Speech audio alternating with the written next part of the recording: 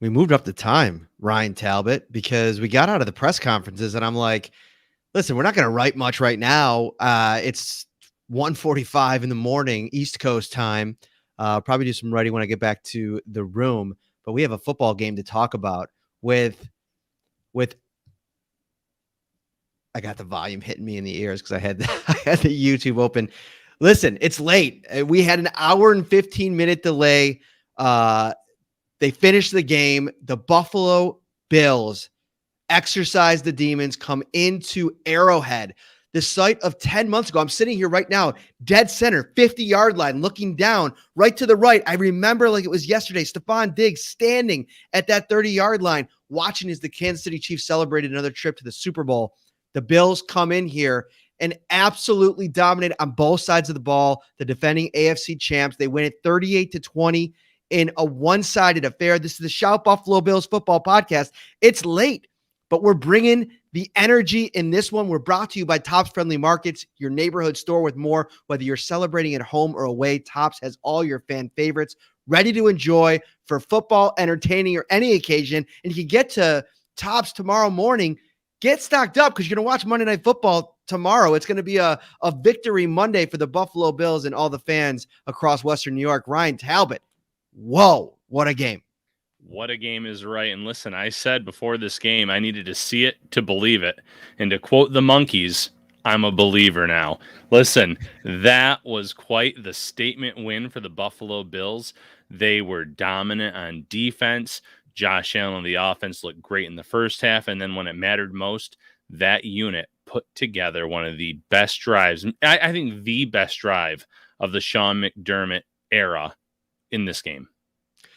You know, it's funny. Sean McDermott was talking about that drive after the game in the press conference, and you could see him kind of light up a little bit when he was talking about it. I mean, he put it all on Josh. He said that was a drive, we needed. The game was kind of hanging in the balance a little bit. When you keep the Chiefs in the game and they have life, it's always a scary situation. I mean, Josh was asked about it. Like, when did you feel like, the game was in hand? And he said, when we were kneeing the ball down at the end of the game. And then you kind of feel like that with the way that the Kansas City's offense, plays the game. 12 plays, 78 yards, finishes with the Emmanuel Sanders touchdown. And we're going to get into a lot of offensive stuff because there's a lot to break down from this game. But I want to start with this defense. Ryan, this was another one of those masterpieces. I mean, if you go back to last year, when the Bills beat Baltimore in the divisional round, we talked about it on that post-game press conference. We gave all the props in the world to Leslie Frazier, and I think you got to do the same thing again tonight. I think they came in here, and it's almost weird watching a game play out exactly like players preview it. You know what I mean? Talking all week about, getting insight from Micah Hyde and Jordan Poyer, Tremaine Edmonds, about what they had to do to be successful in this game. They said, we have to make them nickel and dime us down the field. We can't give up touchdowns. The Chiefs came into this game as the number one red zone team in the NFL. When they get in the red zone, it's been lights out for the opposing defense. Tonight, 2 for 5. They had to settle for 3 field goals in this game. The Chiefs ran 79 plays, Ryan, and they didn't even go over 400 yards of total offense. This was a masterpiece. They needed to take advantage of opportunities. They did that. They forced 4 turnovers. This was, if you want to sit here and talk about this defense for the first 4 weeks and questioning the teams that they played, they came in here against the preeminent offense in the NFL, and they shut them down tonight. Well, I don't know, Matt. Aren't the Chiefs also in last place in their division? Some people might say it's another last place victory against. No, I'm just kidding. No, the Chiefs are a great team. And listen, this is the blueprint. It's not the Buffalo Bills blueprint. It's kind of what the Tampa Bay Buccaneers did. It's what we saw the Chargers doing their win. You play your safeties deep. You don't let them hit those big plays. That's how Tyreek Hill thrives. He can hit those home runs. They can put up points quickly. If you nickel and dime a defense and make them go up and down the field on those 10, 12, 14 play drives, there's going to be an opportunity here and there for a mistake to be made, a bad snap, a batted ball, a ball that hits off a receiver and gets intercepted. We saw a little bit of all of that tonight in this Sunday Night Football game. Whereas if you try to be more aggressive with this team, you better get home quickly against Patrick Mahomes or he's going to make you pay. The Bills really didn't bring much pressure. They didn't take Mahomes down a lot tonight. I know Greg Rousseau had a sack in this matchup, but they were still able to kind of make him move a little bit. And you could see throughout the game, Mahomes was frustrated. He didn't like the fact that he was having to settle for these underneath things. There was one play where he had about 8 seconds before he released the ball and ended in an incompletion where all day to throw it, but just no one was open deep. So, it pays off. This game plan paid off for the Bills. You obviously have to have the personnel to make it work. So it's going to be interesting to see how other teams later in this year if they have the same kind of success that Buffalo and the Chargers and other teams have had against Kansas City since that Super Bowl, if they're able to pull it off. But yeah, the Bills executed it to perfection. So, there's a bunch of standout performers on this defense that we can get into, but let me start with Taryn Johnson just because he led the game in tackles. He was all over the field. There were plays, Ryan, that, you're looking at Tyreek Hill out there and you're looking at the stat sheet and you're waiting for it to kind of creep up. And, over the course of the game, it never really does. By the end, he ends up with 7 catches for 63 yards, but that was on 13 targets. So that means he was actually targeted 6 times where there was an incompletion on the play. That's unbelievable production from Taryn Johnson, who just signed a 3-year contract extension yesterday to become one of the highest paid nickel cornerbacks in the league.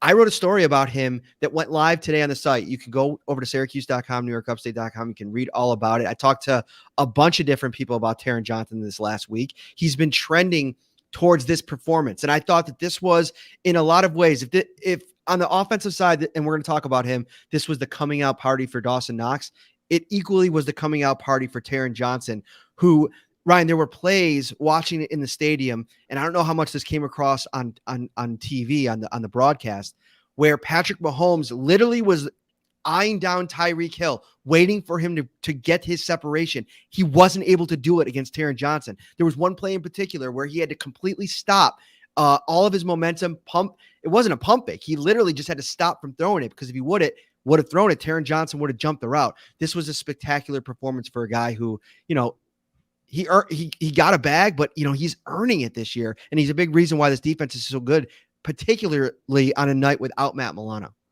Yeah, it was about this time last year when a switch flipped in Taryn Johnson. He was benched in that Titans game 1 year ago. Cam Lewis gets injured. He comes back in. And from that point on, he played at a much higher level than he had been playing earlier in that year. And it carried over late into the season, the win against Pittsburgh. It carried over in the playoffs with that pick 6 against Baltimore. And then here in 2021, he's just hit the ground running from week 1 on. We've had discussions post-game. Was he the defensive MVP? Was it Matt Milano, who didn't even play tonight, and the Bills put this kind of masterpiece together? Taryn Johnson was as advertised. He was great tonight. He started earning that new contract in a terrific battle. And you're right, Mahomes was really looking for Hill at any opportunity. And it wasn't a play that Johnson was in coverage on him, but they did show it once on the telecast where Mahomes was keeping an eye on Hill, and Hill tried to do a double move, and Levi kind of released him off at one point, and there was Micah Hyde just waiting in the wings for him to come into the secondary. There was just nothing there in that intermediate deep area. So the Bills pulled that off extremely well. Like I said, when you take him out of the game in the deep area, he's still going to hit you with some underneath stuff. Like you said, 13 targets still was a factor in the game. But it even helps you kind of ease up a little bit on Travis Kelce too. So everything went to plan tonight for the Buffalo Bills. I want to talk much more about this defense, and we will throughout the evening, but let's shift gears for a minute. I want to get to Josh Allen. Man, I'm looking at this penalty numbers, 17 penalties in this game. The Bills were penalized for 103 yards, and they still beat the Chiefs by 18 points. I mean, if you want to talk about a dominant performance like this, that to me signifies just how dominating this was. The Bills kept shooting themselves in the foot over and over again. I would say at least half of those probably weren't even penalties, but that's a whole other conversation. I thought that this was one of in an era of bad officiating, Ryan, this to me was a game that was one of the worst officiating games I've ever seen on both sides. I thought the call on Ed Oliver was weak. I know they're trying to protect quarterbacks, but Come on. I mean, he tackled him. And then the tackle on Josh Allen, I thought it was the same thing. He tackled him. Phantom holding calls on Deion Dawkins early in the game, Mitch Morse later in the game. You know, the pass interference call on Tre'Davious White, if you go back and watch that replay, Tre'Davious White's actually getting pulled down by Travis Kelce. There was probably some offensive pass interference there, but really like a no call. Like the ball wasn't even really catchable. So the penalties were a big problem. But let's shift gears and talk about Josh Allen's game today. Unbelievable performance. He only completed actually at one point in the game, I thought he was going to finish under 50%. He finishes at 57.7%, 315 yards, 12.1 yards per attempt, finishes with 139.1 passer rating. I want to get into some of your takeaways about Chris Collinsworth, but let's start first with just the performance of Josh Allen in a game where we talked about it going in. He needed to be the superstar in this game, and he was making superstar plays in this game. Yeah, first half, especially with superstar plays. I think he finished the first half with 7 completions or around that range. 2 of them were for touchdowns. He had a third touchdown running the ball. So, you saw it in that first drive. The Chiefs go down to kick a field goal. The Bills get the ball, and it's like, okay, what are we going to get from this offense? Well, they plugged along. They moved it down the field using Allen's legs, using his arm, and then obviously he punches it in to open the game for Buffalo. And it's exactly what you wanted to see from your franchise quarterback, someone that you feel can go toe-to-toe with the Patrick Mahomes of the world in the playoffs, and he answered right away. So he was great there. He had a beautiful pass to Emmanuel Sanders in the end zone that, only a few quarterbacks could make in terms of the trajectory, the arm strength, everything on that. The deep ball to Stephon Diggs that didn't end up in a touchdown. It was a 61-yard completion. There was a little bit of confusion after that play. A lot of the fans wondered what Diggs was doing. I thought the ball was a little underthrown, and then by the time he adjusted, the defender kind of closed on him. But some thought that maybe he was celebrating a little early. I don't think that was the case, but it would be interesting to go back and rewatch that. But a lot of great throws to Dawson Knox. The list went on. And then again, listen, second half, you have a long delay. The offense doesn't do much in the third quarter. The defense obviously widens that lead following a Micah Hyde interception. But then when the Chiefs score and you need a drive from Josh Allen, he does it with his arm. He does it with his legs. And there it is. He does it with another hurdle.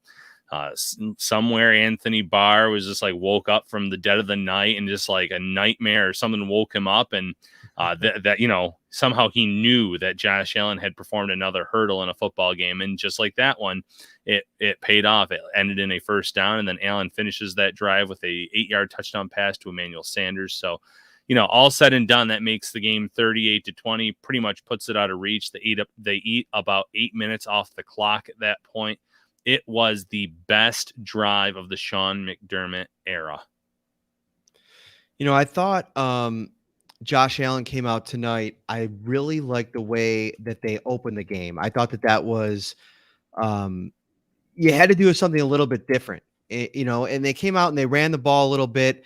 It wasn't really super successful with the running backs early. And so Josh Allen said, man, if you guys are going to rush hard at me, and I can't remember if they were blitzing on that first drive or not. I thought that the Chiefs did blitz a little bit more than they had been coming into this game. He was going to, make them pay for it and turn back into the runner. And I thought that I liked that. I thought that those opportunities have been there for him all year. And what it did was, and I wrote about this in my observations, it immediately put the pressure on the Chiefs offense. The way the Bills had that drive work, the running game, which has been predicated on the success of Zach Moss and Devin Singletary, it wasn't going yet. The passing game, which we all know the success it's had over the course of the last 16 months, that wasn't going yet. It was just another way that they decided they were going to beat this defense. And none of the other stuff was working yet. So if you're Patrick Mahomes and Eric Bieniemy and Andy Reid on the sideline, you're like, okay, the pressure's on. We gotta respond right now. We got to come out there and make plays. And I thought that the way that the defense was playing, it came to this perfect start to the game to where the Bills took control on the road, and they really never relinquished it. Even when the Chiefs got back into the game, took the lead there early in the second quarter before they lost it eventually for good, I still felt like the Bills were controlling the game. Yeah, they controlled it throughout the game. They answered right back after the Chiefs had taken that lead. They did everything right. Brian Dibble called a great game. You mentioned it early in the game. The run game wasn't going. And if you look at the final stat line, it was mostly Josh Allen with the success on the ground, although Moss had a few nice runs in the end. But I thought Zach Moss had a really underrated performance tonight, especially as a receiver. He dropped that first target, and then he had a big gain on the second. He had 2 receptions at halftime. And then the little lob pass, whatever you want to call it, that he took for about 16 yards on that long touchdown drive in the second half. So he factored in. And when we had our show on Friday, that was the theme. Look for the tight ends, look for the running backs in the passing game to hurt this Chiefs defense. And Moss's final stat line doesn't jump off the page, but he was effective. He did his job when he was targeted. He picked up big chunk plays. So even those little plays here and there, they add up in the final stat line. So I thought Moss had a nice game as well. So what happened with Chris Collinsworth tonight? We were talking about it a little bit before we came on the air. I've seen some comments here. Obviously, I'm at Arrowhead right now. I wasn't listening to the broadcast. What happened? Well, first and foremost, it did feel like he was very pro Chiefs. And a lot of the things that he was seeing and saying, the Ed Oliver roughing the passer, he said that was a valid penalty. He agreed with most of those holds and defensive holding penalties. And then he had some eye-opening statements. After the Josh Allen hurdle late in the game, he said something along the lines of, they have Mitchell Trubisky as their backup quarterback. And listen, he's just like Josh Allen. He can do that same kind of hurdle over defender. And at that point, it was kind of like, whoa, I don't think you'd see Mitchell Trubisky hurdle over a defender to move the chains like that. Trubisky in his own right is a very athletic guy, but he is a major step down, obviously, from what Allen is and what he's become. And that's not I'm not trying to insult Trubisky. He's probably the best, if not one of the best, number 2 quarterbacks in this league. It's good to have him on this roster, but that was odd. Collinsworth kept going back to that that roughing the quarterback penalty on Clark late in the game and how he didn't agree with that. Yet he kind of agreed initially with the Mitch Morse holding call before kind of backing off of that. And if one play doesn't happen, the other doesn't happen. What I mean by that is obviously Mitch Morse did not hold on that Josh Allen scramble. Josh Allen runs, picks up the first down. If that play stands, Josh Allen's not chucking the ball down the field on 3rd and 17. It's 1st and 10. They're trying to eat more time off the clock. They're not going to do a play like that. So you kind of have to consider both plays, but I didn't think he was overly complimentary to the Bills offense in this game, especially late in the game. He almost felt like he was stunned in terms of what he was seeing. And listen, I get it. The Chiefs have been the class of the AFC. They've been to the Super Bowl the last 2 years. They've won one of the Super Bowls. But he was literally speechless after that Micah Hyde pick 6. So I didn't think it was his best performance by any stretch of the imagination.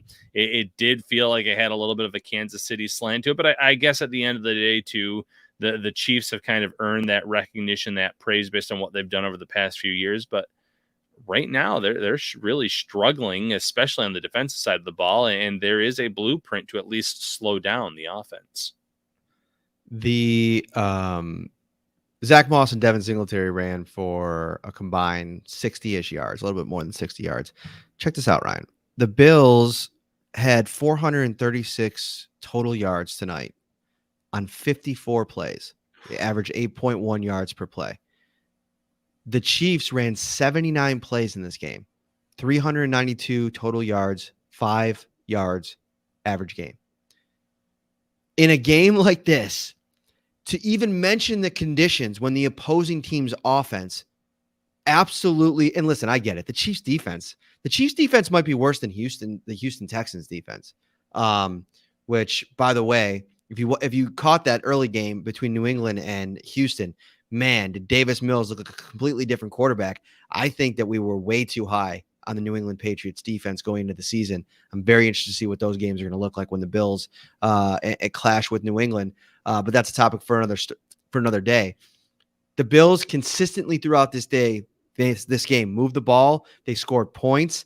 Listen, 2 for 5 in the red zone. They probably would have wanted to be a little bit better, and that's something that they're going to have to continue to try to improve upon. But I think they have the tools to figure that out. I thought that they were really good in the red zone last year. I think they have one of the best weapons in the NFL, and Josh Allen, I've said it a million times, they got to use him more as a weapon.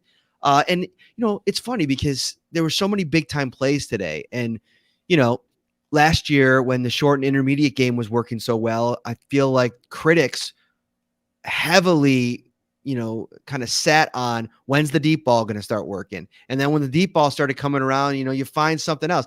Josh Allen's just going to be a guy that people always try to find something with. I mean, at times tonight, I even thought that there was more opportunity for him to go to a read, whether it's his first read or second read, but be deliberate with it. And I felt like there was a little bit of hesitation at times, even in the passing game, even with as good as he was in the passing game. Because listen, you throw for 300 plus yards, you throw for 3 touchdowns and no interceptions and finish with a 135 plus passer rating, you had an elite day.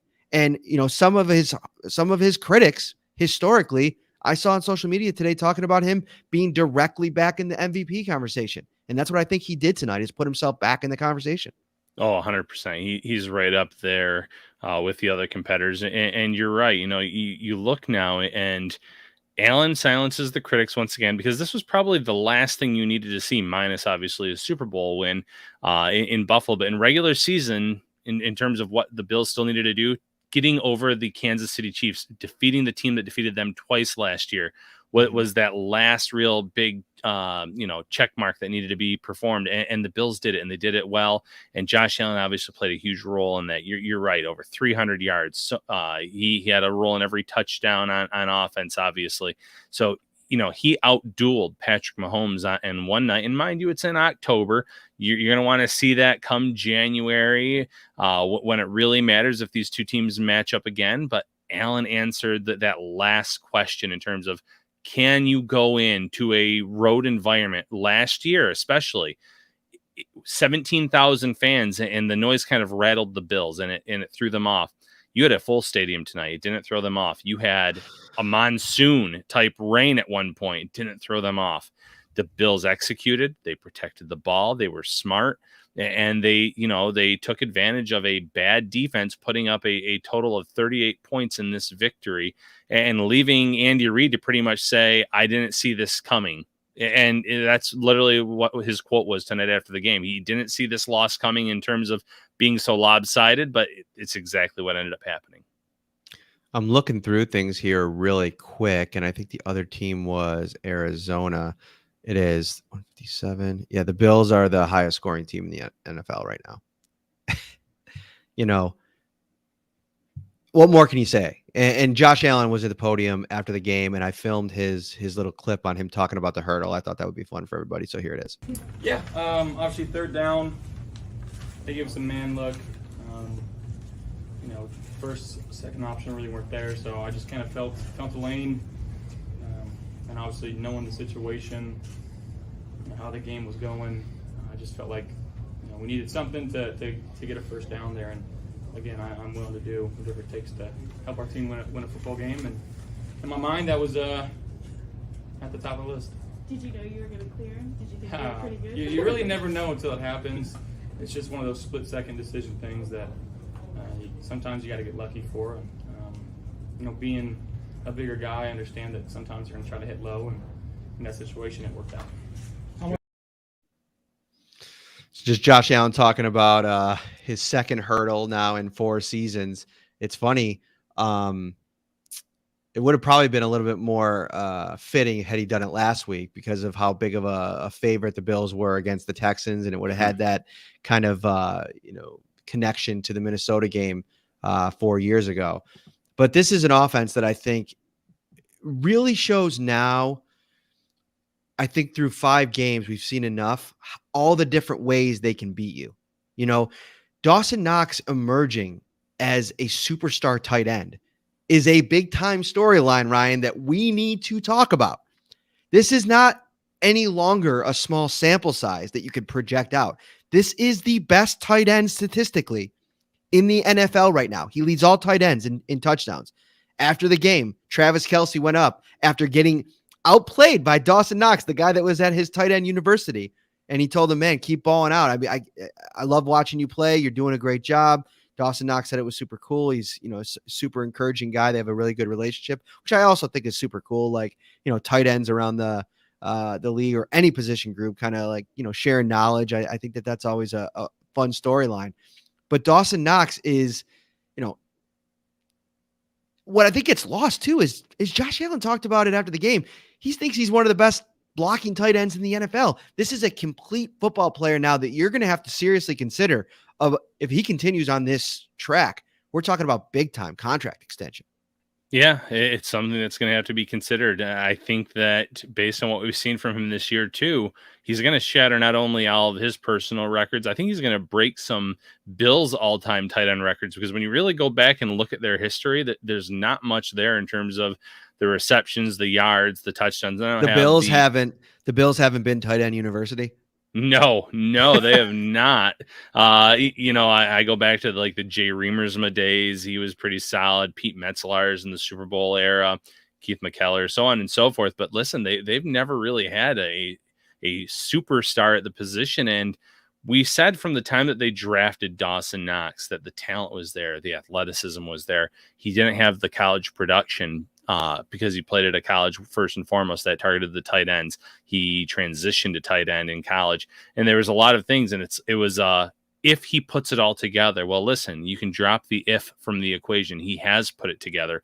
He's making plays down the field. He's adjusting on balls. He's scoring touchdowns. He's blocking well. And one of my friends, he's a Bengals fan, and I saw him on Twitter tonight after Knox's first touchdown. He said, the Bills drafted Dawson Knox in the third round of the same draft that the Bengals took Drew Sample in round 2. And listen, Sample, I had him as like a late pick, and it was kind of a surprise one. And you look at what Knox is doing now, and that's a late day 2 pick who's really panned out and developed into this superstar now who's, we can have the conversation this week about how he might be ended up taking snaps away from Cole Beasley and Gabriel Davis. But listen, when you have a guy like this that can be a game changer for you, that can make these big plays, that can be a mismatch against linebackers or defensive backs based on the size speed differential, you want him in there as much as possible. And he's making he's making Brandon Beane look like a genius right now. In a way, though, I think that if you're the Bills, you're loving how this thing is playing out, because, there's so much tape now out there with Dawson Knox featured in this offense. I mean, we're going to look at the snap counts tomorrow, I'd imagine, and it's going to be pretty unbelievable to see the discrepancy there between him and Cole Beasley and Gabriel Davis, like you mentioned. But I think it's a good thing. It's almost like Cole Beasley's like in hiding, you know what I mean, right now. And you're going to be able to bring him out at various times over the course of the season. He had huge games against the Patriots over the last couple of years. Those are going to be games coming up where, Bill Belichick's going to be game planning for this version of the team. And you have different options and different like routes that you can take to find success for your offense. I want to talk a little bit about Beasley real quick, though. It's been an interesting week for him. He started out the week coming out with a tweet where he basically said, man, I go around all these different stadiums. The only place that I get booed is in my home stadium. Now, I obviously interjected into that and said, I'm at the games, and a lot of it here is like, it sounds like people are saying bees. And from other fans that I've talked to, whether it be out at the tailgate or after the game or in between the game, that's the feedback that I got, is that's what people are yelling out there. Does sound like boos to some people. And maybe some people are booing. And obviously more information came out afterwards that some people were yelling some stuff at him, whatever the case may be, some drama, some, a distraction that came on Monday of Kansas City Chiefs week. And I thought it was interesting that you talk about Cole Beasley's usage. It was considerably down. And I had my binoculars out and I was looking down on the sideline, and there were plays where, Cole Beasley looked like he wanted to go in the game and he wasn't getting put in the game. And at one point, I think he was walking out. He got pulled back. Gabriel Davis went in and he kind of took his helmet off in some frustration. And you obviously, one, I don't think that they'd ever get into that, and if anything's even going on there. So this is just kind of, just trying to read between the lines. But you wonder if starting off a big week like this, which we know it was for the Chiefs, if maybe that played into, his usage rate, and if some of this stuff off the field, distraction type stuff, is impacting things. It's interesting, and time will kind of tell in that regard. But I think it just kind of comes down to the game plan. And tonight it was Dawson Knox and creating those mismatches. It was Emmanuel Sanders being worth every single penny of that contract. You can see why the Bills tried to bring him in so many times in the last few seasons. He is as advertised. You had Stephon Diggs making plays. Beasley, I think he ended up with that one catch. I thought there was one play in that long touchdown drive where he was open out along the sidelines. I think it was a pass to Emmanuel Sanders that went for about 11 yards. At first glance, it looked like he was kind of running free, but I'll have to go back and look at that. But, listen, at the end of the day, like you said, Matt, there's going to be matchups where Cole Beasley is going to get fed the ball a lot. But there's also going to be games like this where you're going to lean on the run game. You're going to attack the weaknesses of the defense, which has been using the running backs out of the backfield as receivers, attacking with the tight end position, and the Bills stuck with that. Next week, it could be Beasley getting 11 targets, 12 targets. You just never know. This is a good problem to have. It's all about having, more weapons than an opposing team can handle. It's about making them try to figure out who's going to be the hot hand this week. And again, it was a kind of a quiet statistical night for Stephon Diggs minus that long pass down the field. But he said it a few weeks ago. This is all about winning. And you saw him having a lot of fun on the sidelines at the end of the game, dancing with the teammates. Winning cures all. And right now, the Bills are playing like a legitimate Super Bowl contender. They look like the best team in the AFC right now. And you can't really ask for anything more than that. They're the Super Bowl contender, in my opinion. I think they're the best team in the NFL. I thought you saw an Arizona Cardinals team that kind of came crashing down to earth a little bit this week against an undermanned San Francisco team that I don't think anybody's really scared of. You get out of there with a win 17-10. I like a lot of things that Kyler Murray has done. But it's funny, you start to look ahead at the potential, and I know Bills fans probably start talking about Super Bowl and they're like, hey, chill out here. Okay, knock on some wood, please. Would you please? But as you start looking at some of those potential matchups, where do they rank for you, Ryan? Like if you're in terms of the story, right? Obviously I know the Kansas City Chiefs now have 3 losses in the AFC and are sitting in dead last in the AFC West. What a world that we live in all of a sudden. But I still think they're going to be in the mix. And even if they end up being a wild card team, I still think they're going to be a tough out. I still think that they're going to hold some type of advantage over the Chargers or the Baltimore Ravens, even if they have to go into their house.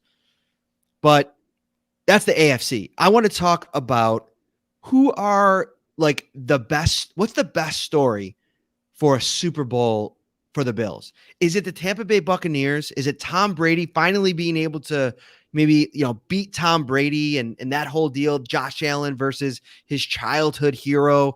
That's got so much drama, such a great storyline. Or is it maybe redemption from the Hail Mary?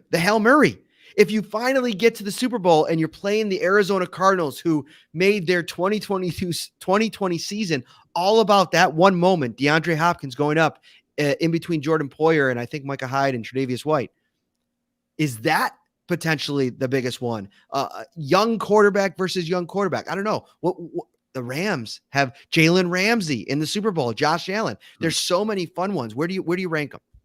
Or is it Jake Kummerow getting his revenge against the Packers organization? No, I think it. No.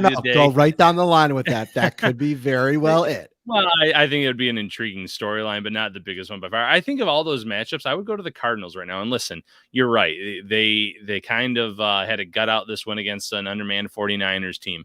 They lucked out against the Minnesota Vikings, who missed a field goal, like a 37-yard field goal in their matchup. That would have been a game winner earlier this season.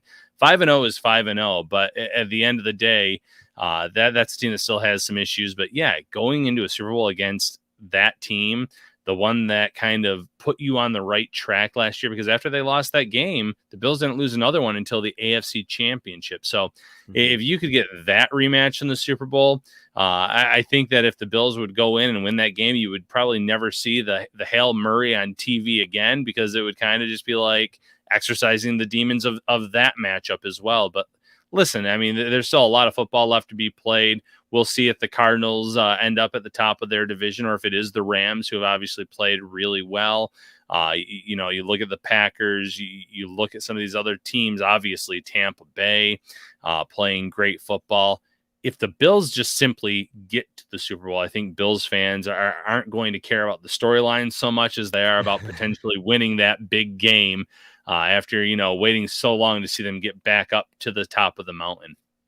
From hot to go pizza and appetizers, signature fried chicken, baby back ribs and subs, to delicious salads and brownie trays, Tops has everything you need to feed the hungriest fan.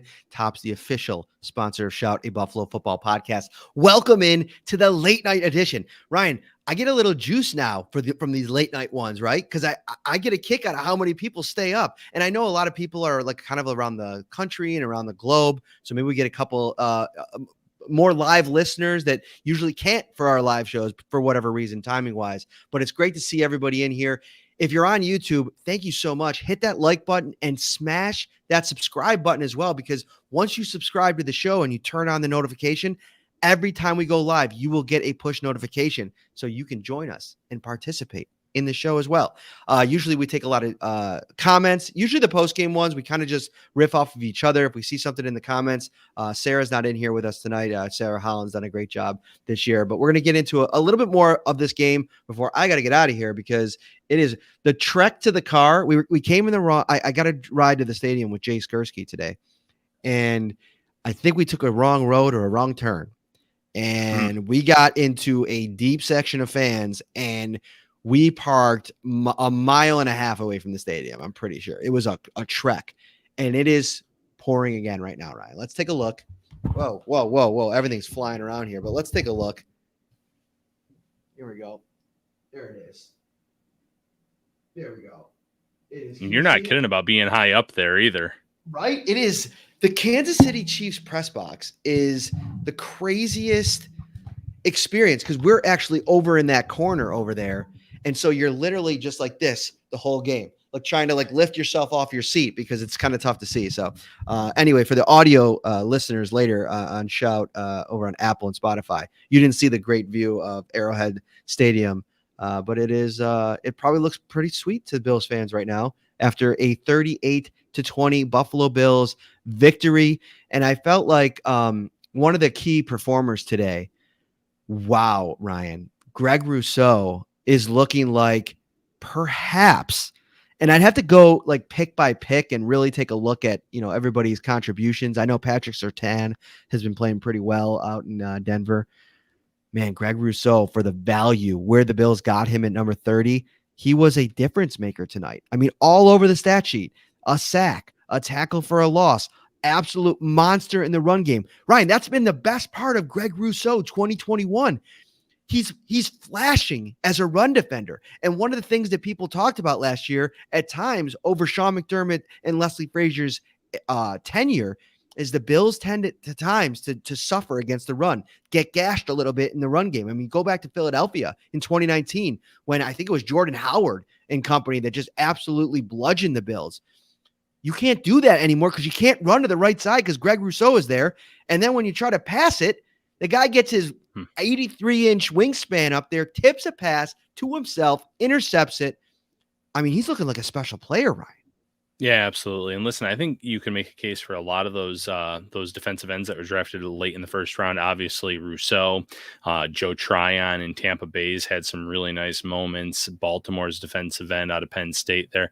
So some really good defensive ends. But you're right, Rousseau, game of his lifetime. I know he had 2 sacks earlier this year in the game against Miami, but he had a sack on Patrick Mahomes. He has the batted pass that obviously goes for the interception with the Chiefs deep in Bills territory. And then he was a force in the run game, made multiple stops in the first and second half in that regard. So he is living up to the billing. A few years ago, the Bills had Shaq Lawson. Lawson was tremendous against the run. And that was kind of like the top aspect that he brought to this team. I think that Rousseau is just scratching the surface as a pass rusher. I think you're going to see more out of him, but with that wingspan makes him dangerous in terms of the interceptions. And then obviously the run game, he's as polished as they come among some of these rookies in this year's draft class. So outstanding performance from Greg Rousseau. Looked legit tonight. Groot is fire. Yeah. I agree. Big game for Greg Rousseau. And, one of the comments in there was, best thing to come out of COVID is getting a steal in the draft and Greg Rousseau. And that's so poignant because, had he played in 2019, in 2020, he probably doesn't fall to 30. I mean, the guys that really were plugged in, I still go back to Daniel Jeremiah, and I don't always try to stand for him so much, but he's been so right on a lot of guys where, the majority of people have been wrong on. And Rousseau is a guy that he consistently had as his top defensive end or number 2 defensive end in this class. And, I haven't paid a super ton of close attention to Kwity Paye, but, Kwity Paye was the guy out of Michigan that everybody was just raving about. And he's had not even close to the impact that Greg Rousseau has had. And I think it helps to have, before we go any further, I got to take my L, Ryan. I did predict the Bills to win today in a shootout. It didn't end up being a shootout necessarily, like I predicted, 44-41, but I predicted 44 for the Bills. They got to 38. So pretty close there. I was wrong about this front. I was wrong about this front four. That was my biggest question coming into this game. They answered it definitively. I thought that they were getting pressure consistently from everywhere. I thought that Efe Obada, somebody that we mentioned on Wednesday, he made an impact today. I thought that he was a lot to deal with, whether he was rushing from the edge, rushing from the inside. The Bills make inactive tonight Vernon Butler and Harrison Phillips for the first time because they wanted to get more athletic in the middle. I think that they might have stumbled on something. With the way that Starr is rushing the passer and his versatility, they may not need a consistent one technique. They may be able to go smaller and faster and overwhelm offensive lines with their quickness and speed, and it looked like it worked tonight. Now, I don't know where I am on the Kansas City offensive line, to be honest with you. I think that they've been up and down, if we're being honest. And if you hear a sound in the background, and I'm in one of the control rooms, and sometimes it gets weird. Some sounds start going off. But huge game for Greg Rousseau, huge game for this front. I was totally off on that one. And listen, Mario Addison looked like he was rejuvenated tonight. And if you can start to lean on Greg Rousseau for the kind of snaps that I think that he played tonight, this defense becomes even more difficult to deal with. Yeah, and listen, Jason Persons in the chat here, you're right. Star Lotulelei was great. He was, as advertised, he played a big role in the defensive line's performance as well. Matt, you mentioned Efe Obada, Greg Rousseau. I thought Boogie Basham had some really good reps in this game. Hughes was consistent. And I thought the Chiefs line actually was pretty solid, minus the left tackle. It was called for almost back-to-back holding penalties on one drive. He's had some issues this year. But I think that the defensive line performed really well. And listen, you do go into this game.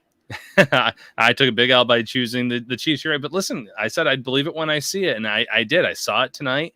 I deserve the flack. I deserve to eat a little bit of crow. But, I had to see it firsthand.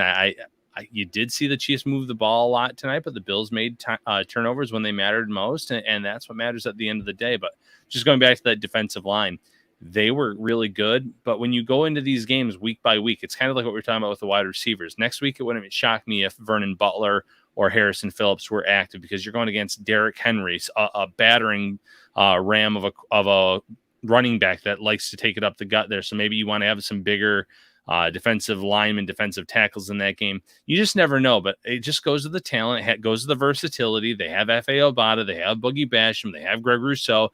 Guys that can all kick inside if you need them to. And then obviously you have the starting talent in Ed Oliver and then Star Lotulelei leading the charge. I can't believe we went this long. I'm going to give my star of the game. And you can pick a star of the game for yourself too. I'm going to give it to Micah Hyde. That was a big time play. And not only was it a sweet interception, but the move that he put on. I mean, this dude's got something special going on with the spin move. I mean, you go back to the onside kick a couple years ago. He just has really good feel for where people are on the field, and he makes a huge play tonight. And last year the Bills didn't turn it over at all against the Kansas City Chiefs in the AFC title game. They knew they had to do it this year. They forced 4 tonight. Micah Hyde gets the interception, runs it back for a touchdown. Ryan, that's 3 straight games with an interception for Micah Hyde. He's now got 3 on the year. This is trending towards 2018 Micah Hyde and Jordan Poyer. Remember when they both had 5 interceptions apiece? I mean, this defense is scary when they're getting these kind of turnovers, and I don't see an end in sight. This was the offense where that wasn't supposed to happen, although Patrick Mahomes has been turning it over quite a bit going into this game. But that's my guy, Micah Hyde. player of the game for me today. Yeah, and I think he makes the most sense on defense, although you can make a case for Greg Rousseau. I'm going to go with Dawson Knox for my star of the game. The long touchdown pass, which, if any fan that's watched that play over and over again, I think it was Matthew that was almost celebrating like he thought the ball was going to get intercepted. And then he saw Allen complete it. He kind of threw his hands up on his head like, I can't believe what I'm seeing. Knox scored there. I know the Bills didn't score in the third quarter, but when they threw it downfield to Knox and he made that great catch in one-on-one coverage along the sidelines, that set up the Bills potentially to score there. They obviously couldn't. They kind of backed themselves up on that drive, but he made big play after big play. He's stepping up, like you said, Matt. He's, in the elite class of tight ends right now, statistically, based on what he's been doing. He's on pace to shatter all kind of records for his own and team records. And you got to feel good about the guy based on all the work that he's put in between tight end university, the vision specialist, knowing that he has all the gifts and then finally being able to put it together so far in 2021. Wow. So here's a stat from Elena Getzenberg at the at ESPN per Elias Sports. Dating back to last season, the Bills have scored 35-plus points in 7 of their last 8 games. They are the second team in NFL history to score 35-plus points 7 times over an 8-game span, joining the Broncos in 2012-13, who had multiple spans. Pretty impressive stuff. I mean, this offense is clicking at a big-time rate. And one last person I want to talk about, we got to get out of here because I got to get out. I think they're about to kick us out of this room at least. Emmanuel, by the way, killing it on YouTube tonight. I know it's super late. I know you got to kind of wait for us sometimes, and we always appreciate you guys hanging around. Please hit that like button on this video. Gets it kind of circulated, and subscribe as well. Trying to get this channel up. We're on the trek to 5K now. I'm feeling it. We're going to get there pretty soon. Emmanuel Sanders. I mean, everything that we talked about. I mean, we talked about this guy quite a bit now, going back to training camp. But the fit that we thought that he was going to be, he's absolutely been. Tonight, making big plays, taking pressure off Josh Allen, being available in big moments. I think if you're going to go back and watch, the end zone view of that touchdown where Allen obviously threw a dart. I mean, it was a dime. But the route that Sanders ran to split those defenders and get open, it's everything that we thought he was going to be. The deep threat, the precise route runner, the ability to get separation. This was the difference in the game this year, Ryan. John Brown was nowhere to be found when the Bills played against the Chiefs in the regular season last year. Emmanuel Sanders was everywhere to be found, and Allen found him.